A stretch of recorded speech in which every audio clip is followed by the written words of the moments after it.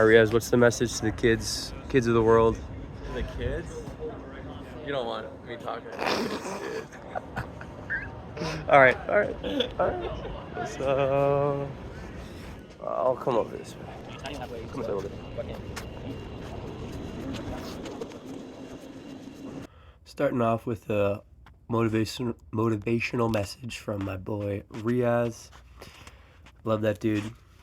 Welcome back to the Road to the UFA series, episode 7. Hope y'all are doing well. Started off with some footage of me throwing at a Wednesday practice. I coach the college team, and sometimes I like to get some reps and get some throws in while they warm up. So shout out Riyaaz for getting some tosses in with me. Didn't get a lot of footage of me playing Frisbee this week, but I tried to get some footage where I could. It was a really good week in terms of my diet. I ate a lot of protein this week. I didn't train too much because I kind of got sick in the middle of the week. But luckily, towards the end of the week, Wednesday, Thursday, Friday, I started feeling better. I played some Frisbee at League on Wednesday.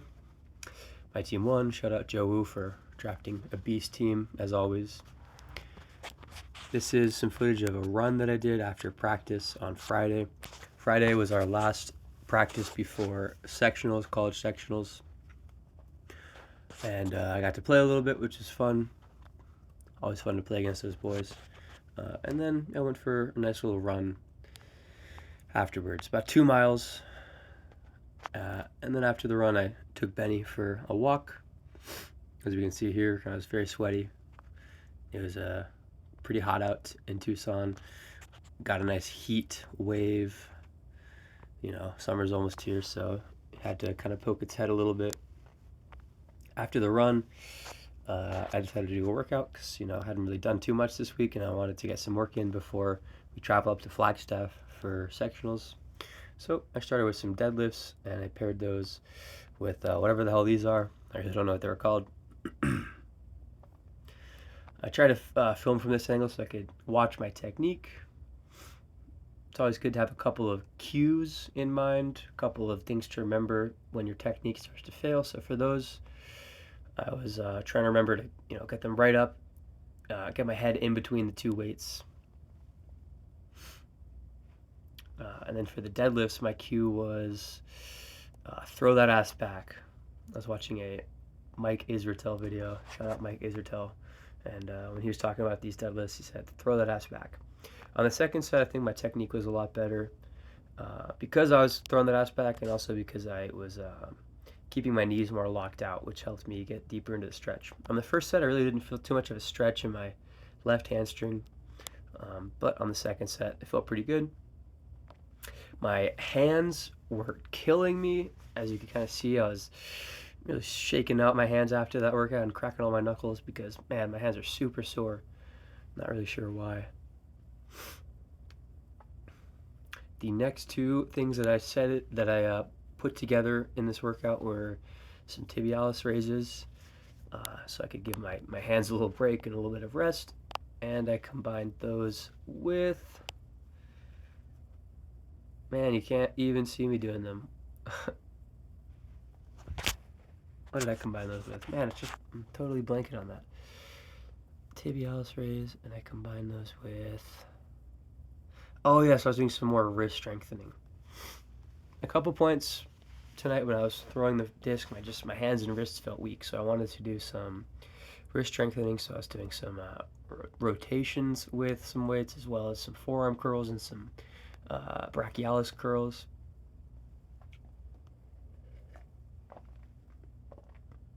Clearly got to make sure to get a better angle on those ones.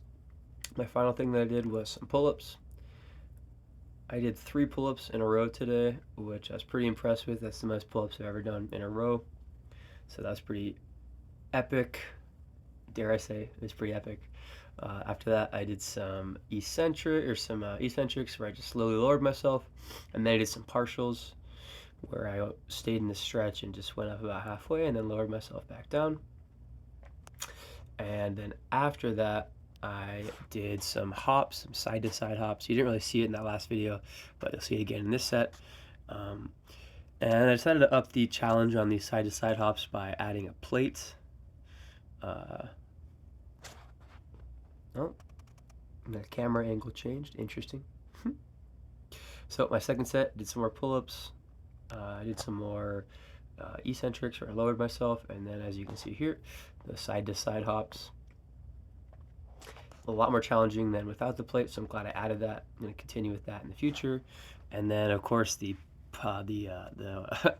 post-workout protein shake. You gotta get your protein in.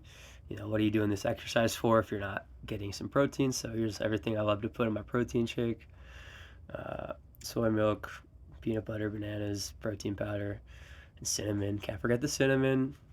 And yeah, so overall it was a good week. I'm pretty proud of myself for the work that I did, and for the reps that I got, and for taking it easy and letting my body rest and recover when it needed to. Hope you guys enjoyed, and I'll see you guys in next week's episode. I almost forgot to answer the quiz question from last week, the pop quiz.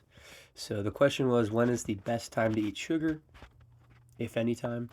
And the answer was during exercise. So whenever you're doing high intensity exercise, your body can turn that sugar immediately into glycogen for your muscles. Okay, so the best time to eat sugar is when you're performing or doing some sort of high intensity exercise. The pop quiz question of the week for this week is, how much protein approximately should you be eating every day? All right, I'll see you guys next week.